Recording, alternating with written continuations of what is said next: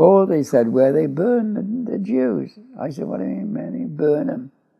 They gas them and burn them. Oh, don't be daft. It took us about 2 or 3 weeks to really accept that's what happened there. I'm Ron Jones, and I'm 99 years old. Well, I was captured by Rommel's crowd, but they picked out a few hundred of us one day and stuck us on cattle trucks and said we were going to work in a dye factory. When we got there, of course, it was Auschwitz. I worked there for about 2.5 years. When I arrived there, we had a queer smell, and it persisted. So we asked the Poles, what was this smell? Oh, they said, where they burn the Jews. I said, what do you mean, man? They burn them. They gas them and burn them. Oh, don't be daft. It took us about 2 or 3 weeks to really accept that's what happened there. So there was always that danger. We always had nightmares because of the danger of the gas chambers.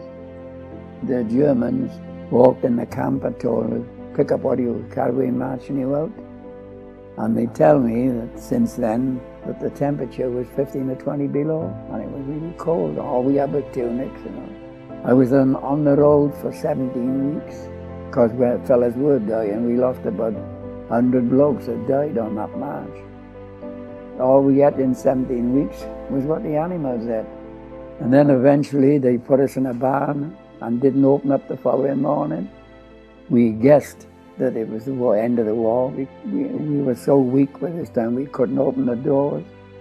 And then one morning there was a rumbling noise outside and the doors burst open. And it was an American tank. I caught hold of the driver and hugged him. And there was a fleet of Dakota planes there waiting for us. And I flew home. When I got there, of course, everybody was there, my wife's family and my family. They had balloons all outside the house.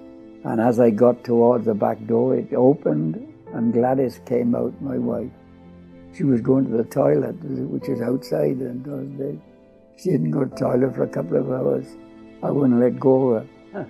I think it was 1983 when I first went down to Tesco's. And I've done a fortnight down there ever since, every year. Well, it was all just ordinary selling poppies at the first. But then, of course, the Iraq War and the Afghanistan War escalated.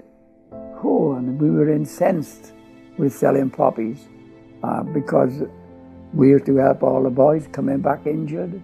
We helped the British Legion because it's the only way they get money is from selling poppies.